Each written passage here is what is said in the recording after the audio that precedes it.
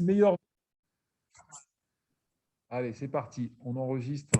Tac. Bonjour à tous pour cette nouvelle année 2022. J'espère que vous allez bien.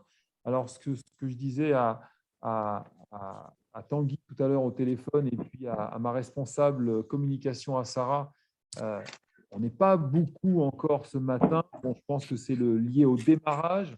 Il y a aussi beaucoup de gens qui ne seront pas présents parce que déjà autour de nous, même chez Radical Fitness et en dehors, il y a beaucoup de gens qui sont contaminés, qui sont en quarantaine. C'est vrai que le télétravail et le fait de faire une visio comme ça permet d'être là, mais il y a quand même beaucoup d'absents. Il y a toujours quelque chose qui bloque les choses.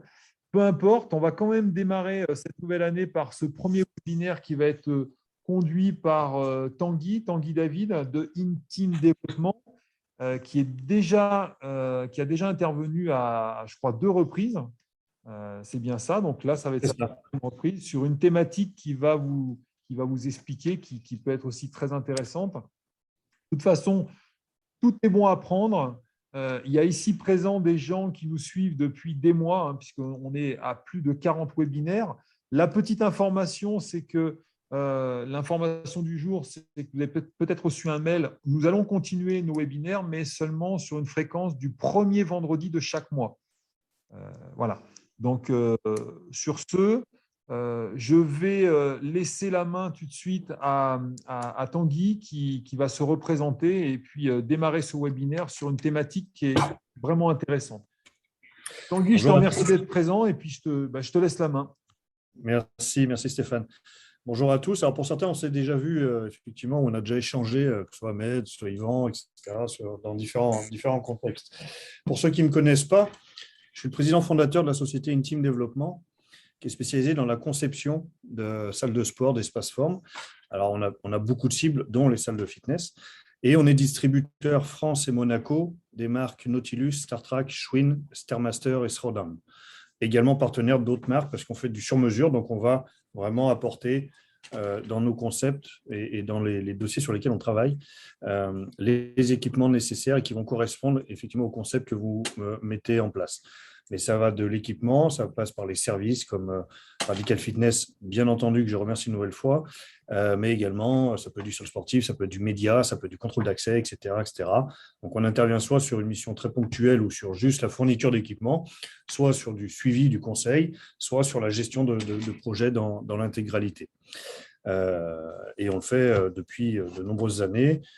Moi, auparavant, pour ceux qui ne savent pas, j'étais manager commercial du groupe Nextalis. Donc, c'est le groupe qui avait créé les enseignes Amazonia, Gigajim et White Club. J'ai quitté le groupe en 2014 quand on avait 194 clubs à l'époque.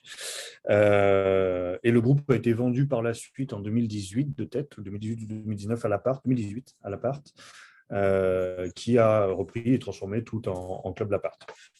Donc, tout ça pour dire que je répondrai à l'ensemble de vos questions, bien entendu, à l'issue de ce webinaire. Je ne vais pas parler beaucoup, parce que j'aime bien quand il y a de l'interaction. Lors de nos échanges avec Stéphane concernant ce webinaire, on a évoqué plusieurs sujets possibles. Pour moi, il y a un seul sujet, c'est un sujet que j'ai déjà traité avec Radical Fitness, c'est la cohérence. C'est-à-dire la cohérence entre votre concept, votre lieu d'implantation, l'offre, etc., etc.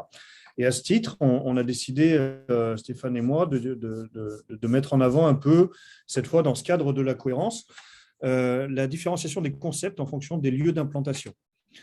Parce qu'il est très important de comprendre aujourd'hui qu'en fonction de là où vous allez implanter votre club, de la zone dans laquelle vous allez implanter votre club ou dans la zone dans laquelle vous êtes déjà, puisqu'on ne s'adresse pas forcément à une population ou à des entrepreneurs qui veulent monter un autre club.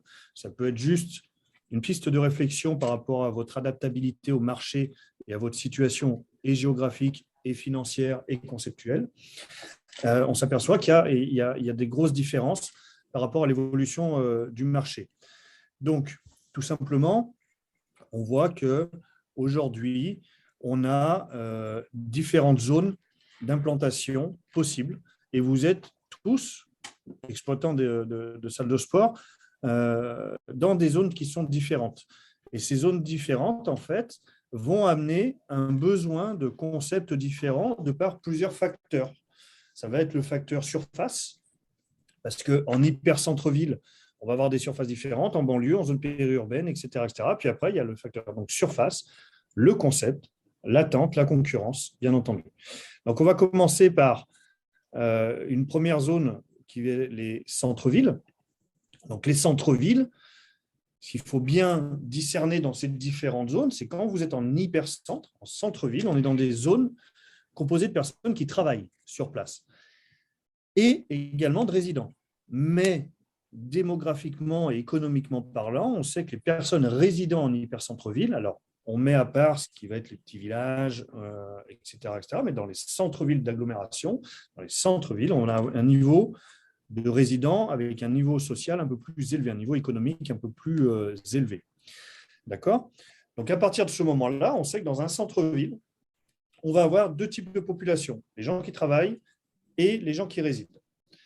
Mais on sait également qu'il y a beaucoup d'offres fitness dans un hypercentre. On est le centre de Lyon, le centre de Paris, le centre de Bordeaux, le centre de Marseille, le centre de Brest, etc. On a forcément une multitude d'offres qui sont différentes. De ce fait, vous avez une obligation de vous différencier. Parce qu'offrir, dans la majorité des cas, un club généraliste en centre-ville, c'est très compliqué économiquement, sauf exception, on est d'accord, mais c'est très compliqué de faire en sorte de rentabiliser les mètres carrés. Parce qu'un club généraliste va demander plus de surface, de manière à pouvoir avoir le plateau musculation, le plateau cardio-training, la zone de cross-training maintenant ou crossfit, la salle de RPM, la salle de cours collectif, l'espace détente, l'accueil. Donc, on a besoin d'une surface un peu plus importante. Et en centre-ville, on sait que les loyers, en fonction des villes, bien entendu, vont être un peu plus élevés et donc vont obligatoirement dans votre business model impacter votre nécessité de résultat au mètre carré, qui va être plus importante. Donc, si on met ça, plus le fait qu'il y a beaucoup de concurrence dans le centre-ville parce qu'il y a une concentration humaine un peu plus importante, il est très important de se différencier. Se différencier, c'est quoi et comment ça se manifeste? Alors, toute exception mise à part, ça se manifeste par la spécialisation. La spécialisation ce qu'on voit depuis, on en parle depuis 5-10 ans, des boutiques gym, la spécialisation des concepts qui vont faire que vous allez toucher une partie de votre cible, une cible, et cette cible va venir chez vous parce que vous offrez le service dédié. Ça peut être un studio de cycling. Là, j'étais avec des clientes, une cliente de Dubaï la semaine dernière qui vient et qui importe en France des studios de cycling. Et elle ne cherche pas à tout faire. Elle dit, moi, mon métier, c'est de faire du cycling. Et ça induit quoi? Ça induit tout simplement qu'elle va être en hyper-centre-ville, pas loin des quartiers d'affaires en général. Elle va quand même avoir du résident de centre-ville qui a un peu de moyens. Parce qu'un boutique gym, on vend plus cher en moyenne les abonnements que dans une salle de sport généraliste. Elle est hyper spécialisée. Elle a besoin d'une surface plus réduite qu'un club généraliste, qu'un club qui offre toutes les activités. Et de ce fait, en fait, elle va automatiquement et mécaniquement, c'est des maths, avoir une rentabilité au mètre carré qui sera plus importante. Et je pense qu'elle a raison. Mais le lieu d'implantation va être important, bien entendu. Mais ça peut être un studio de cycling, ça peut être un studio CrossFit, ça peut être un studio spécialisé dans les cours co, ou qui est que du cours co, ça peut être différentes choses. Mais aujourd'hui, on s'aperçoit que de manière générale, avoir un club qui veut tout offrir quand on est en hypercentre, ça pose des questions économiques importantes et il faut bien étudier le business model et le business plan, bien entendu. Ensuite, on va avoir d'autres zones. On fait rapidement et après, bien sûr, je répondrai à l'ensemble de vos questions. Dans les autres zones, on va pouvoir parler des banlieues. Donc la banlieue, on est sur un espace résidentiel qui sert à loger les personnes qui travaillent en centre-ville. Ça, c'est la définition très générique. Les personnes qui travaillent en périphérie. Là, il y a moins d'offres fitness parce qu'il y a moins de densité au mètre carré, il y a moins de locaux, il y a moins d'humains au mètre carré en même temps. Voilà, excuse-moi. C'est bon. Il y a moins d'humains en même temps. Et du coup, on peut avoir, ayant moins de concurrence, des concepts plus larges. Et là, on peut rentrer sur quelque chose d'un peu plus généraliste parce qu'il va falloir répondre à une densité de personnes moins importante et donc, du coup, avec un potentiel d'envie de faire que du cycling ou que du crossfit ou que si qui est amoindri, qui est un peu réduit. C'est mécanique aussi. Donc, du coup, on va avoir des surfaces qui sont un peu plus élevées, car un peu moins chères qu'en hypercentre, bien entendu. Du moins, je vous conseille. de négocier en ce sens-là. Et on va accueillir du résidentiel qui, en plus, par rapport à la situation actuelle et à devenir, va aller moins en centre-ville à cause ou grâce au télétravail. Donc, cette population-là de banlieue et l'implantation d'un club en banlieue permet moins des spécificités techniques, des spécificités de concept qu'en centre-ville, bien entendu. Ensuite, on va pouvoir aller sur une troisième zone qui va être la couronne périurbaine. Donc, cette couronne périurbaine, en général, elle est un peu espacée du centre-ville. Elle sert aux activités industrielles, au transport et aux grands pôles commerciaux. C'est là où on va retrouver les Ikea, Fly, etc., etc. En général, c'est de la zone périurbaine. C'est que sur un secteur géographique précis dans les villes, sauf extra grandes villes. À Lyon, par exemple, c'est dans l'Est lyonnais. L'Ouest est plus résidentiel et l'Est va plus être avec des grosses surfaces comme ceci. Et dans chaque ville, en fait, on a toute une portion autour d'une ville. Alors souvent, c'est à l'Est, je ne sais pas pourquoi, mais c'est souvent comme ça, on retrouve, où on va avoir des grosses surfaces, des entrepôts, des gros magasins, des pôles commerciaux. Alors ça, c'est bien, parce que ça draine beaucoup de monde. Il y a du monde qui travaille, et ça draine du monde pour les commerces. Mais c'est souvent un piège aussi. Pourquoi ? Parce que le flux de clients est important le week-end et la semaine pour les gens qui travaillent dans la zone. Mais là, il faut vraiment chiffrer. Ça peut marcher et ça fonctionne pour beaucoup de clubs. Il faut vraiment chiffrer et faire une étude encore plus précise que sur les autres zones, parce qu'il faut voir si le potentiel de travailleurs sur la semaine va pouvoir apporter un flux client suffisant pour pouvoir rentabiliser votre club. Et ça, dans ces cas-là, si ce n'est pas le cas, il va falloir trouver comment soit réduire la surface de votre club, soit l'exploiter d'une manière différente en créant encore plus de revenus indirects pour rentabiliser toujours cette surface-là. Là, on vient de faire les 3 zones, on va dire, les 3 qui sont les plus générales. Bien entendu, vous êtes déjà implanté dans des zones. Vous avez déjà un club en activité. Certains, comme Yvan, va bientôt ouvrir son club. Bravo. Dans le contexte actuel, c'est une belle aventure et c'est très bien, mais c'est un projet qui est mûrement réfléchi de mémoire.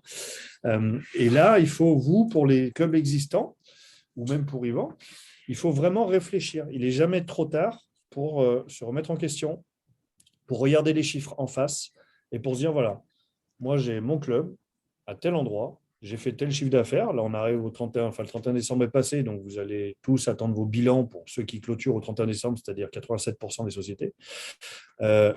Et à partir de ce moment-là, il est logique, et c'est un devoir pour un chef d'entreprise, d'étudier son bilan d'une manière très précise et de se dire, maintenant, il faut que je m'adapte. Tout le monde dit depuis 20 ans, 15 ans, 10 ans, de plus en plus, il faut s'adapter, le marché a évolué. Le marché, il évolue en permanence. Mais comme le marché de la cafetière, avant, on n'aurait jamais vendu une cafetière qui faisait des meubles comme l'Espresso fait. Tous les marchés évoluent. Le nôtre évolue beaucoup parce qu'il était un peu en retard. Maintenant, il faut avoir le courage, l'envie et le temps, il faut le prendre impérativement, de regarder son bilan et de se dire, voilà, mon club, est-ce qu'il est rentable ou pas ? Est-ce que mon club est rentable au mètre carré ? Est-ce que là, vous savez, vous, quelle est la rentabilité au mètre carré de votre salle de sport ? Oui, non. En général, je vois beaucoup d'exploitants de salles de sport ou de complexes sportifs. Il y en a très, très peu qui connaissent la rentabilité au mètre carré de leur espace. Il y en a très, très peu qui ont une idée précise des zones du club qui sont rentables et pas rentables. Parce que le club peut être pas trop rentable au mètre carré ou une rentabilité moyenne, mais en fait qui est faite par certaines zones très rentables et certaines zones peu rentables. Et ça demande une analyse. On discutait tout à l'heure avec Stéphane, on échange très régulièrement. Et en fait, la grosse problématique, entre guillemets, de notre milieu, c'est que peu de gens considèrent vraiment, ou alors ils le disent, mais ils ne font pas le travail en ce sens-là, qu'une salle de sport, c'est un centre de profit, c'est une société. C'est une société qui vend du loisir, mais c'est une société qui doit être considérée comme une société, avec des investissements raisonnés, en adéquation avec une politique de développement, avec une visibilité sur 2, 3, 4, 5 ans, un business model, un business plan. Le business plan doit être revu régulièrement. Donc, pas juste au début, quand on va créer sa société, on va le donner au banquier en disant « Tenez, ça c'est le business plan ». Non, il faut revoir son business plan. Il faut l'adapter. Parce que ça va être la ligne conductrice de vos investissements, de vos éventuelles modifications ou évolutions de concept, de tout ce que j'ai évoqué lors du webinaire sur la cohérence, qui date, je crois d'ailleurs, de janvier 2021, donc vous pourrez le retrouver avec Radical Fitness ou sur notre site internet. C'est une question de cohérence et c'est une question de pérennité de votre entreprise ou de vos entreprises si vous avez plusieurs clubs. Il y a des clubs qu'on connaît qui ont ouvert dans les années 80-90, qui continuent à fonctionner. Pourquoi ? Parce que la direction de ces clubs-là, les décideurs, prennent du recul, s'adaptent et apportent une vraie valeur ajoutée, qu'elle soit humaine, technique, logistique, conceptuelle, etc. Mais parce qu'il y a une vraie remise en question. Sinon, on connaît tous des clubs qui ont fermé. Pourquoi ? Parce que les exploitants étaient persuadés d'avoir la bonne recette, la bonne solution. Ils disent « Moi, de toute façon, je ne ferai jamais comme ça parce que moi, j'aime faire ça. » Mais aimer faire ça, ça ne veut pas dire que c'est adapté à la zone de chalandise, à la clientèle potentielle et à la concurrence, tout simplement. Plutôt que de copier la concurrence, il vaut mieux se différencier. Et pour se différencier, il faut d'abord étudier la concurrence, sa zone de chalandise, sa zone d'implantation, les charges de son loyer, de son local. Et à partir de tout ça, faire une synthèse et dire voilà, maintenant on prend des décisions. Pas à la va-vite, on y réfléchit, mais on prend des décisions. Il en va de la pérennité des entreprises, mais ce que je dis là, ce n'est pas une révolution, c'est ce qui doit être fait dans toutes les entreprises de tout. Bon appétit, Yvan. Ça doit être fait dans tous les domaines de chaque chef d'entreprise, quel que soit son domaine d'activité, son chiffre d'affaires, etc., a une vision. Et cette vision, elle ne se fait pas du jour pour le lendemain en disant « Tiens, j'ai vu les infos ce matin sur BFM TV, ils me demandent la 4e dose, donc du coup, ça va être le bordel, etc. » Oui, ils demandent la 4e dose bientôt, ça va être le bordel. Mais on le sait déjà et ça l'est déjà. Donc, il faut savoir s'adapter à tout ça et avancer de manière à pouvoir, vous, avoir une vision et vous projeter. C'est très, très, très important. Vous voyez, nous, par rapport au concept et aux zones d'implantation, je peux vous en parler vraiment super facilement parce que, comme je vous disais, j'étais directeur technique de Nextalis, qui était vendu à l'appart. Enfin, les enseignes ont été vendues à l'appart. Donc, Amazonia, Gigagym et White Club, 3 concepts qui avaient été développés par Nextalis, ont été vendus au groupe Lapart, je vous dis, en 2018, etc. C'était 3 concepts qui étaient différents, mais qui dépendaient de zones d'implantation différentes, de business models différents, de grilles tarifaires différents et de services différents pour la clientèle. Et qui étaient faits pour répondre, à l'époque où ça a été créé, chaque concept, pour répondre à un besoin spécifique en fonction de la concurrence qui était en place. Après, petit à petit, ça a évolué. Moi, je vous dis, je suis parti en 2014 à l'apogée, entre guillemets. Alors, attention, c'est pas parce que je suis parti que ça s'est cassé la gueule, parce que ça ne s'est pas vraiment cassé la gueule. Et puis c'est pas, on ne peut pas résumer ça à ça, bien entendu. Mais s'il y a eu ce succès-là à ce moment-là, c'est justement parce que c'était géré comme des entreprises. Et pas juste comme des salles de sport en disant « Tiens, je suis un passionné, je vais faire ma salle de sport, et puis mes potes vont venir s'entraîner, et puis ci, et puis ça. » Voilà, tout simplement. Donc, ce que je vous propose, et ce que j'avais dit à Stéphane, c'est que vous puissiez me poser toutes les questions que vous voulez, de manière à ce que je puisse y répondre, alors que ce soit sur les zones d'implantation, que ce soit sur n'importe quoi concernant votre établissement. On n'est pas nombreux, il faut en profiter. Allez-y, posez des questions et moi, j'y répondrai avec plaisir de manière, ceux qui ont déjà échangé avec moi savent que je suis relativement franc, enfin même plutôt très franc, et que je réponds et puis on pourra poursuivre après, si vous le souhaitez, après la réunion de manière plus privée. Super. Stéphane ? On y va ? Allez, qui se lance ? Loïc, je vois que tu as ton micro ouvert. Oui, Question. oui, je veux bien. Vas-y. On entend bien, oui. Très bien. Ok, merci. Ouais, effectivement, moi, sur ces 3 sites, ces 3 sites d'implantation, je ne sais pas où me situer. Moi, j'ai un complexe sportif dans lequel j'ai une activité fitness enfin, muscu et fitness, mais pas que. On fait aussi du tennis, du paddle, de la natation, du squash, etc.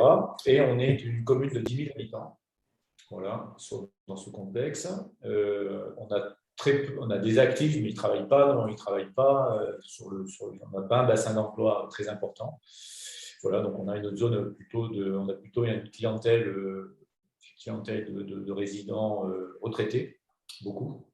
Quelques actifs, mais qui logent, qui n'habitent pas sur Saint-Cyprien, mais qui sont plutôt sur la périphérie, sur Perpignan, à une demi-heure du centre.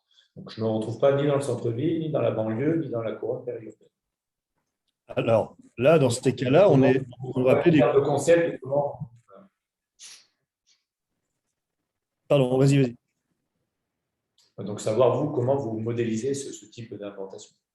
Alors, les trois typologies de zones sont, comme je disais, très générales. Et effectivement, il y a des différences en fonction des implantations. Là, on peut considérer que c'est un peu comme une communauté de communes. Donc, pas mal de petites communes qui sont en banlieue, plus ou moins proches de Perpignan, si je comprends bien.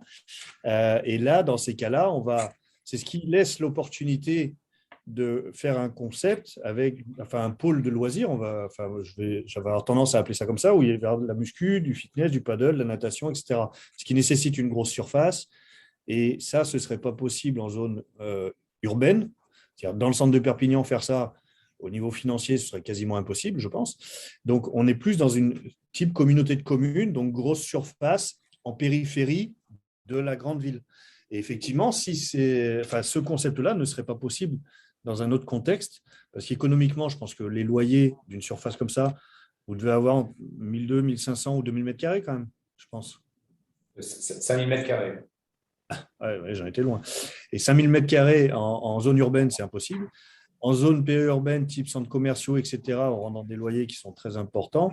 Et là, dans les communautés de communes, l'idée, c'est de vraiment draguer tous les prospects des communes aux alentours et les gens qui passent par la commune pour rentrer chez eux.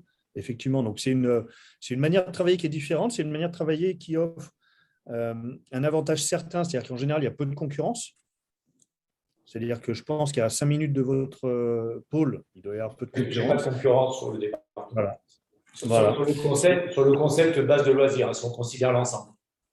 Bien sûr, mais du coup, c'est la force, c'est ce qui fait la force, c'est de se dire que c'est un pôle loisir. Donc, les gens peuvent même venir passer une journée entière et avoir des activités différentes. Donc, au niveau communication, au niveau grille tarifaire, au niveau animation, rentabilité, activité, événements, etc., c'est un travail qui est totalement différent d'une salle de sport traditionnelle et qui demande une étude et une expertise, effectivement, qui est particulière. Mais ça offre beaucoup de possibilités. Bien entendu, le pass sanitaire et les éventuelles jauges, je ne pense pas que vous y soyez soumis, vous, là, en ce moment, mais sont un frein. Mais du coup, il faut parler de l'ensemble.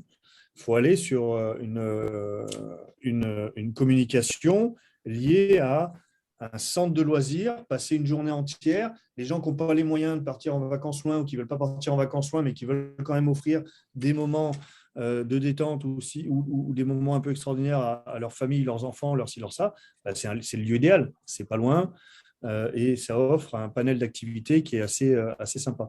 Donc, au niveau, par contre, de tout ce qui va être rentabilité au mètre carré, là, il faut l'isoler secteur par secteur. Il faut regarder. Malgré tout, c'est ça, en fait. Sur le contexte, sur le concept général de la base de loisirs, on a évoqué, c'est notre positionnement d'ailleurs. Après, on a quand même des concepts spécifiques sur chaque activité, notamment là, en l'occurrence, le fitness et muscu. Ils ont du mal à se situer dans cet ensemble. On pourra, si vous le souhaitez, à l'issue, vous pouvez me contacter. Si vous voulez qu'on échange un peu plus profondément sur des problématiques éventuelles liées à l'exploitation de votre pôle, et en l'occurrence du pôle fitness dans ce grand pôle, ou alors du pôle de manière générale, on pourra éventuellement en discuter de manière plus précise. Ça, il n'y a aucun souci. Mais vous faites partie du pôle, on va dire, de communauté de communes, où là, effectivement, le gros avantage, c'est qu'il n'y a pas de concurrence. Maintenant, il faut savoir valoriser ça et savoir communiquer en ce sens-là. Est-ce que vous aviez une question particulière par rapport à cette exploitation ? Loïc ? Non ? Loïc, le micro est coupé. Voilà, là, il est réouvert. Non, je te remercie. On se contactera. Avec grand plaisir. Vous aurez mes coordonnées. Je vais les mettre maintenant. Oui, dans la messagerie. Ouais, je pense qu'effectivement, là, il faut prendre un petit peu plus de temps et puis en dehors du webinaire consacré. C'est pas ça, là. Voilà. Est-ce que quelqu'un d'autre a des éléments, a des questions? N'hésitez pas, alors que ce soit sur le positionnement. Ouais, allez-y. On est là vraiment pour ça et pour vous. Hein. Samuel, Daniel, Yvan, avez-vous une question? N'hésitez pas à ouvrir au micro, c'est très convivial. Même si vous pensez dire une bêtise, on ne pose jamais de questions à côté. Ça peut toujours apporter à vous-même. Allez, Daniel, c'est parti. Moi, je suis dans une zone où il y a beaucoup, dans une commune de 10 000 habitants, où il y a 2 salles qu'on appelle ça, associatives, dans la même commune. Je suis dans une des communes les plus associatives de France. Et aujourd'hui, on a du mal à se situer au niveau tarification. Donc là, on est un peu… voilà, bon, l'emplacement, j'ai bien compris, j'ai bien écouté, l'emplacement est important. La différenciation, le ciblage, j'ai bien compris également. Sauf que par rapport à des associations qui, eux, n'ont aucun coût, hein, parce que bon, mon premier métier, je suis formateur en gestion prévisionnelle, donc les chiffres, ça me parle. Mais là, franchement, j'ai du mal à me cibler par rapport à un produit proposé et par rapport aussi à la concurrence qui propose sensiblement la même chose que moi, avec du matériel un petit peu plus ancien, mais pratiquement la même chose, avec une antériorité encore plus importante. Et par contre, au niveau tarification, ils sont à 100 balles l'année. Alors, pour toute société indépendante, comme vous le rappeliez, on parle de rentabilité, on ne parle pas uniquement de plaisir. Le plaisir, si on a les moyens de se faire plaisir, tant mieux.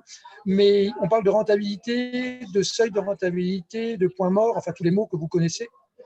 Et aujourd'hui, valeur indépendant, franchisé, j'ai du mal aujourd'hui à me poser, quoi. D'accord. Alors, première question, vous êtes franchisé ou indépendant?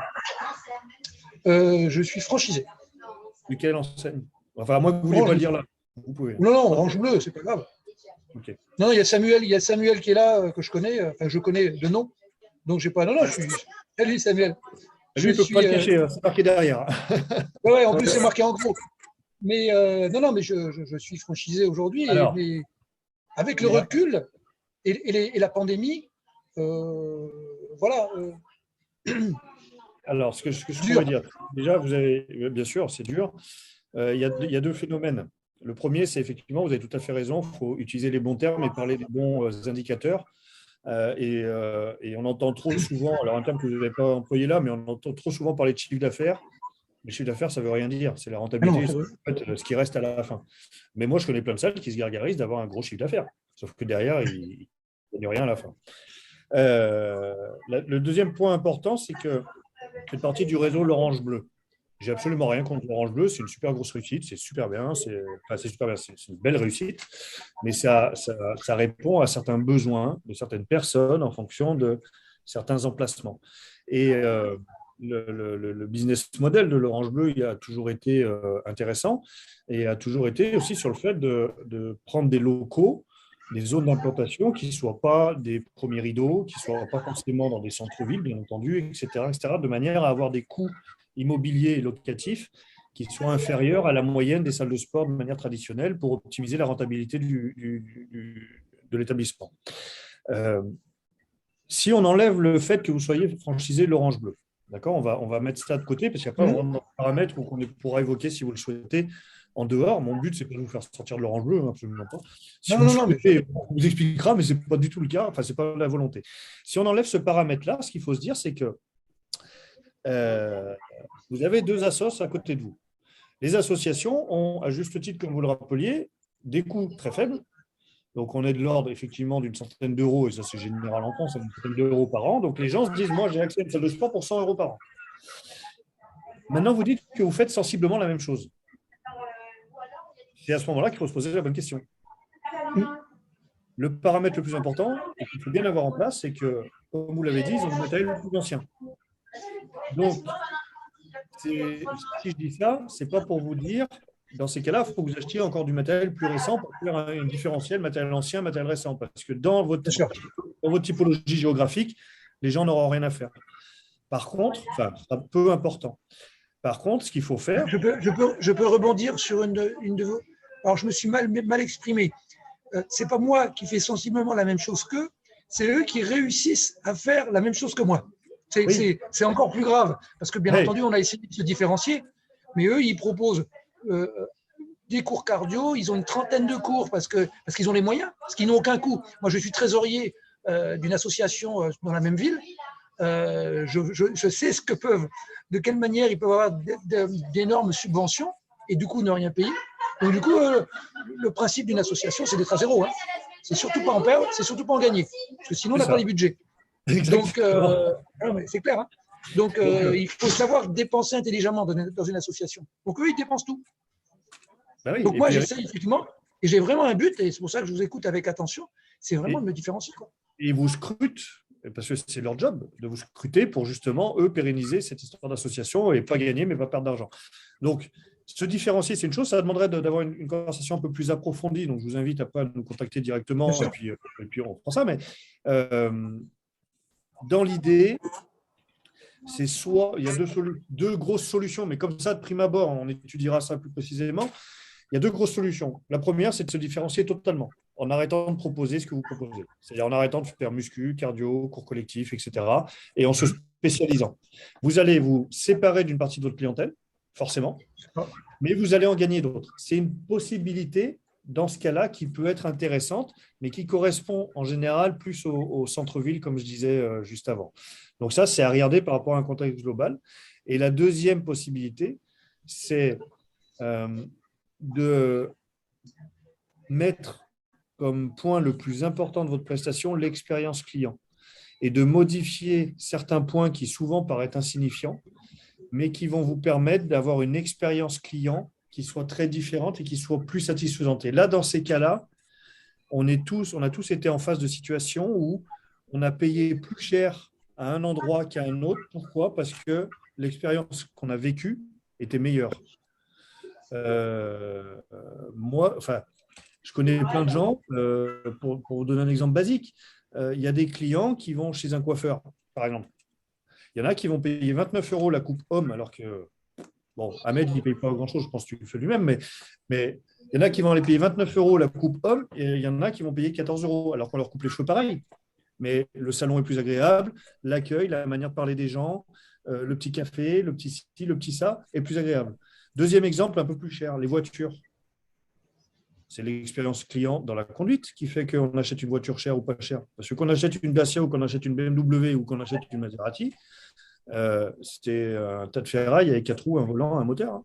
Et c'est un moyen de locomotion qui va du point A au point B. Sauf qu'on choisit le confort dans lequel on veut aller du point A au point B. C'est aussi simple que ça, si on revient vraiment à la base. Et donc, il faut revenir à cette base-là. Il y a peut-être des choses qui sont possibles de faire.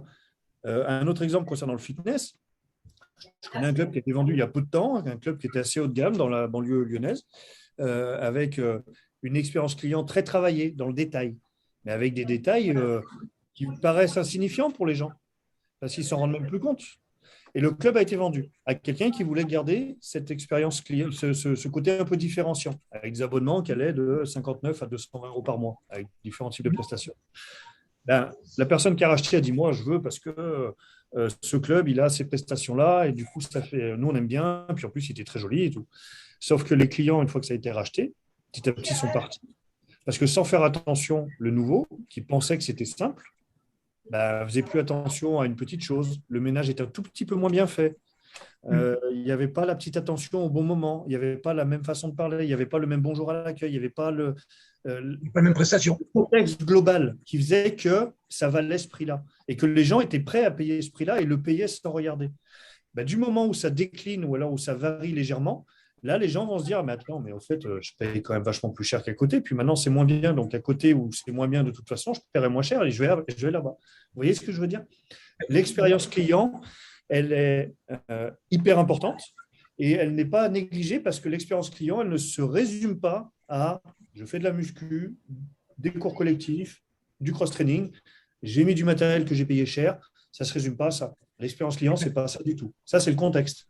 Mais ce qu'on vit avec l'expérience client, c'est la manière dont on ressent émotionnellement les choses entre le moment où on regarde le club à l'extérieur, on rentre dans le club et jusqu'au moment où on va dans le vestiaire, on se change et on repart. C'est toute la gestion émotionnelle pendant ce laps de temps, c'est ça l'expérience client. Et beaucoup de gens se trompent et pensent que l'expérience client, c'est le beau plateau de muscu, le beau plateau de cardio, etc. C'est pas ça l'expérience client. Ça, c'est les outils qu'on met en place pour qu'ils vivent une expérience client. Et c'est cette petite dissociation de réflexion, elle fait toute la différence. C'est l'expérience humaine, quoi. Ben oui, c'est le ressenti, c'est l'émotionnel. Vous êtes déjà, vous allez dans des endroits, Daniel, où vous payez cher, plus cher qu'ailleurs. On est tous passés par là. Et on le vit tous au jour le jour, enfin au quotidien quasiment. Je ne dis pas qu'on achète ce qu'il y a de plus cher, mais il y a certaines choses où on se dit, bah là, je paye un peu plus cher, mais je sais pourquoi. Ou alors, je ne sais pas pourquoi, mais en tout cas, je ne changerai pas. C'est parce que c'est dans l'émotionnel. Voilà. Exactement. On pourra parler de ça si vous voulez, avec grand plaisir. Ok, merci. Je vous en prie. Super. Un autre intervenant? Ahmed, tu veux poser une question de ton lointain pays ou Samuel, qui est aussi à l'Orange Bleu, peut partager l'échange de Daniel? Allez, Samuel, ouvre ton micro.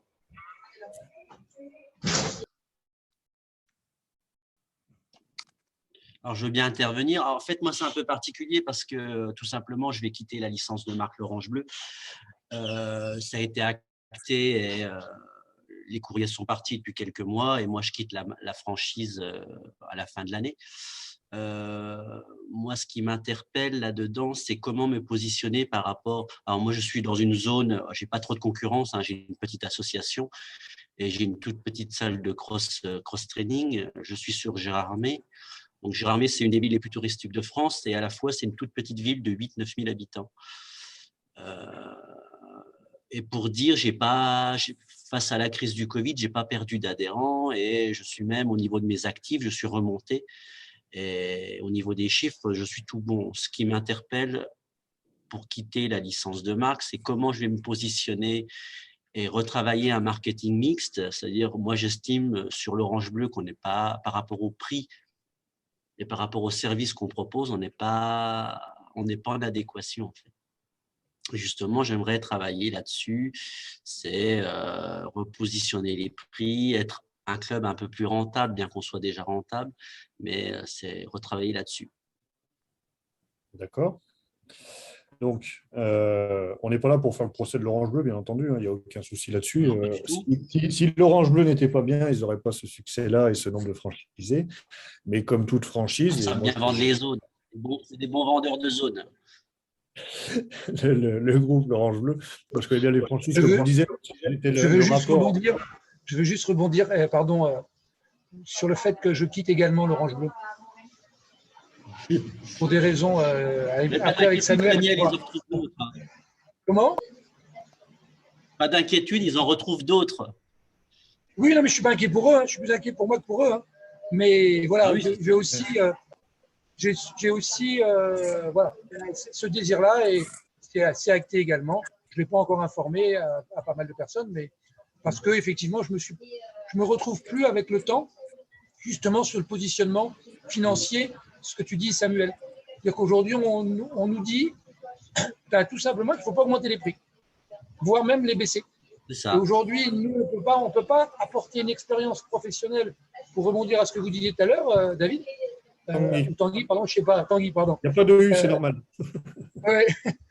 Et on ne peut pas, nous, continuer à se dire on brade nos prix, ce qui est le cas pratiquement, pour offrir de plus en plus de choses par du matériel, par de l'expérience professionnelle, par ce que fait Samuel, parce que moi je suis un ancien dirigeant d'un grand groupe qui s'appelle Sodexo, donc l'expérience professionnelle, ça me parle.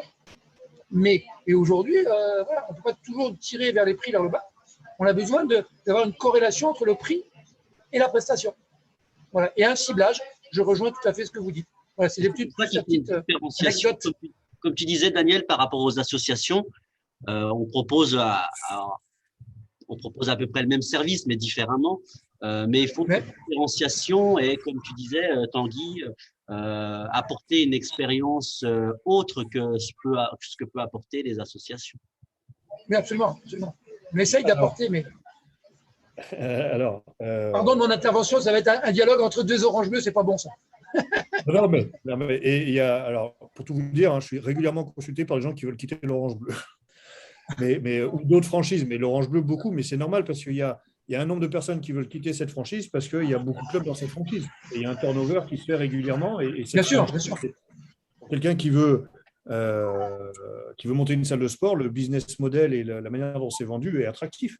Donc, c'est un succès, ça correspond à certaines personnes, c'est qualitatif dans certains aspects, ça l'est moins dans l'autre parce que ça peut pas plaire à tout le monde, etc. Pour tout vous dire, moi, ma façon de voir les choses, pas par rapport à l'orange bleu, mais de manière générale dans le business du fitness, comme je dis, ça fait plus de 20 ans que je suis là-dedans. J'étais l'interface entre franchiseur et franchisé, et je gérais à la fois les clubs propres de la franchise et je pouvais être amené à conseiller en termes d'équipement ou de stratégie les franchisés. Ma politique à moi, c'est de jamais baisser les prix, au contraire, c'est de les augmenter pour se différencier. D'augmenter le panier moyen, d'augmenter la marge. Et d'augmenter la marge, ce n'est pas juste dire on passe de 25 à 29 ou on passe de 29 à 35. Parce que si vous regardez, les prix, c'est 19,90, 24,90, 29,90, 34,90. Ça va de 5 en 5. Les gens, ils n'osent pas monter de 15 euros. Mais je ne dis pas que c'est la recette miracle, hein, attention, parce qu'il faut que toute augmentation de prix soit justifiée. Parce que pour que les personnes s'y retrouvent dans l'expérience client, comme je vous le disais juste avant. Mais si on continue cette chasse à l'euro en baissant les prix pour faire du basic fit, du ci, du ça, ça ne marchera pas. Ce n'est pas possible.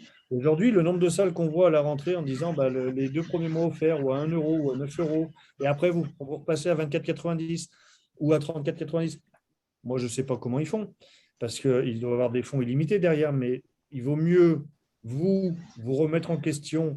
La remise en question, elle ne se fait pas juste par on prend la grille de prix, elle est là, vous ne voyez pas de feuille ici, elle est là. On dit on enlève 5 euros, allez tiens, ça y est, on a fait notre politique de l'année parce que le contexte est compliqué. Non, c'est une introspection, c'est aller chercher au fond de vous, c'est de se dire, voilà, qu'est-ce que j'ai envie de faire? Où est-ce que j'ai envie de mener mon club? Et dans ces cas-là, de vous donner les moyens de réfléchir, alors de prendre une aide extérieure comme on propose avec une team développement si vous le souhaitez, mais ce n'est pas une obligation. C'est juste de se dire, voilà, on prend du recul, on a telle société, ok, elle est comme ça à l'heure actuelle. Je veux qu'elle soit où dans 2 ans? Et à la fin de l'année, ce sera déjà pas mal. Et puis après, dans 2 ans et dans 5 ans. Dans ces cas-là, qu'est-ce qu'il faut faire pour que ce soit rentable? Qu'est-ce qu'il faut faire pour que je puisse justifier une hausse des prix? Quels changements sont à mener pour justifier cette hausse des prix qui ne va pas impacter économiquement autant que le chiffre d'affaires en fonction de la hausse de prix? C'est-à-dire qu'il faut faire des changements qui vont quand même dégager une rentabilité avec la hausse de prix. Il ne faut pas que ces changements coûtent la hausse de prix. Il y a beaucoup de choses à voir. Et effectivement, les personnes qui sont dans des franchises, gestionnaires qui sont dans des franchises où aujourd'hui on incite à baisser le prix, se disent mais attends, c'est compliqué parce que moi on me dit il faut que je baisse le prix, mais en même temps il faut offrir de plus en plus de choses, il faut investir dans de la com comme ça, investir dans ci comme ça, investir là-dedans comme ça, parce que ça a été décidé par la franchise, mais contextuellement, dans mon club, je ne me retrouve pas par rapport à la politique globale. Effectivement, là il y a une réflexion à avoir, mais ça demande du courage et ça ne se fait pas en 1 heure de réunion. C'est vraiment, vous, Daniel, qui êtes ancien chef d'entreprise de grosses boîtes, a priori, puis il y en a sûrement d'autres ici.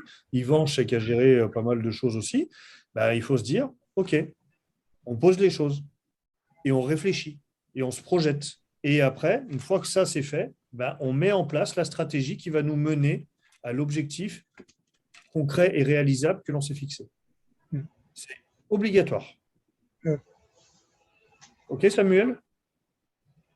Moi, je suis convaincu là-dessus. Après, pour en revenir aux franchises en général, c'est que nous, comme il y a beaucoup de clubs, c'est fait en général. Donc, on ne va pas chercher dans le détail, ville par ville, parce que chaque zone de chalandise est différente et doit être traitée de manière différente pour, comme tu disais, Tanguy,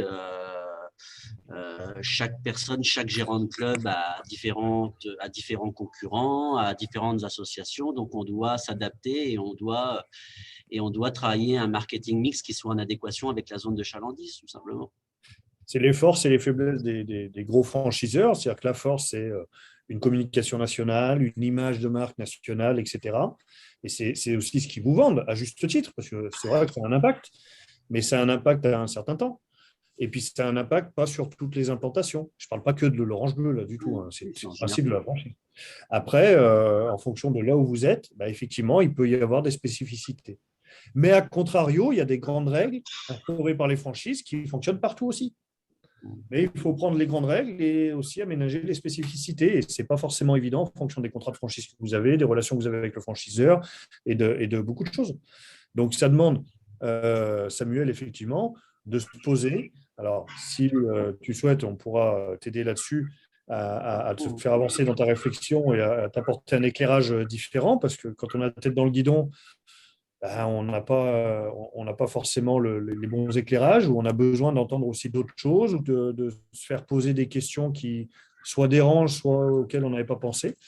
Mais effectivement, c'est quelque chose d'important qui ne se décide pas en une heure, quoi, tout simplement.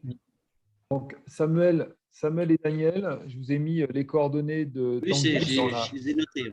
Voilà, super. Ok. Moi, ce que je vous propose, et c'est le but, c'est l'essence même des webinaires de Radical Fitness, c'est que vous mettre en relation avec des prestataires de qualité comme Tanguy, qui peuvent apporter vraiment un éclairage plus prononcé. Voilà.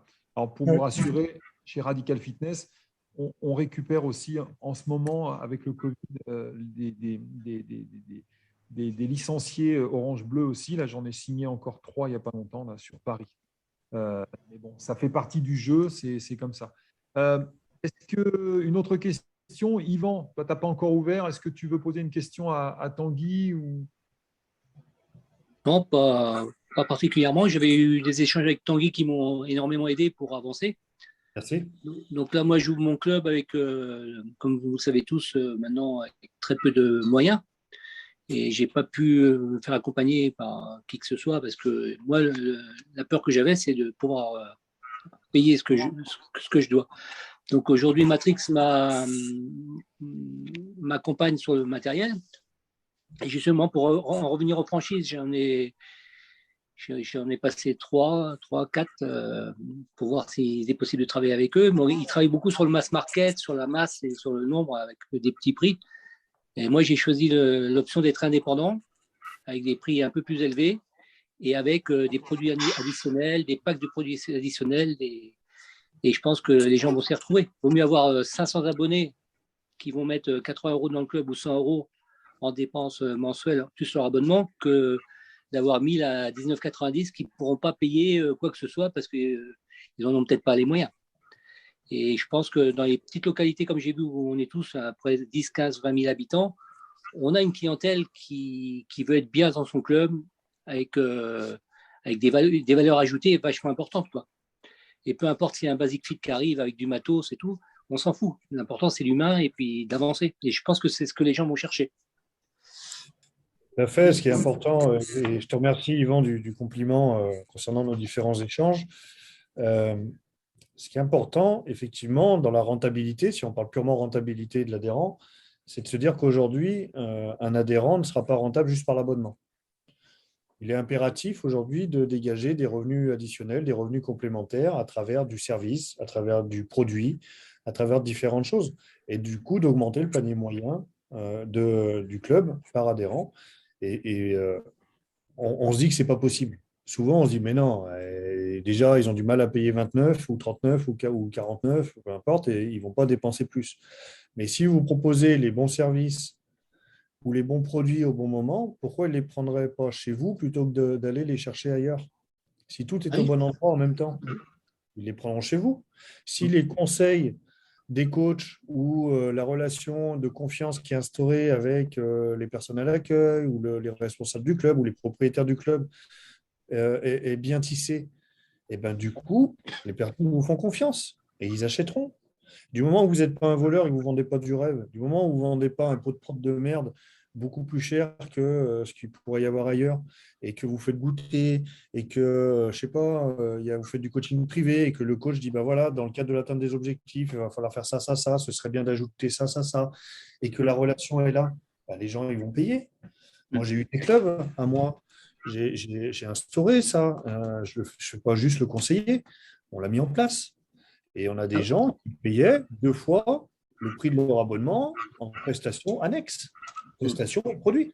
Là, pour prendre l'exemple de ce matin, là, j'ai passé un deal avec un ostéopathe parce que j'ai mis un cabinet pour un ostéopathe. Le gars, il va travailler chez moi 2 ou 3 fois dans la semaine, le soir, et avec les rendez-vous sur Doctolib. Mais le deal, c'est que, par exemple, pour le pack d'entrée à 80, 100, 150 euros, pack administratif d'entrée pour l'inscription au club, qui est beaucoup moins cher ailleurs, ben dans ce pack-là, il y aura une séance d'ostéopathie offerte. Ah oui. C'est-à-dire que tous les abonnés auront leur première. Après, c'est à l'ostéopathe de faire son boulot. Tu lui amènes du client et après, voilà. Ça, c'est des deals qui sont intéressants et le mec, il a été OK tout de suite. Enfin, moi, j'ai tendance à dire que c'est la base. Alors, pas forcément ostéopathe, ça peut être une séance de coaching privé, ça peut être ci, ça peut être ça. Et puis dire, on offre une séance de coaching privé, par exemple, à l'inscription. Commercialement, c'est génial parce qu'on dit on va vous mettre en main le club de manière personnalisée. Et puis, vous allez former votre coach. Parce que le coach, quand il va faire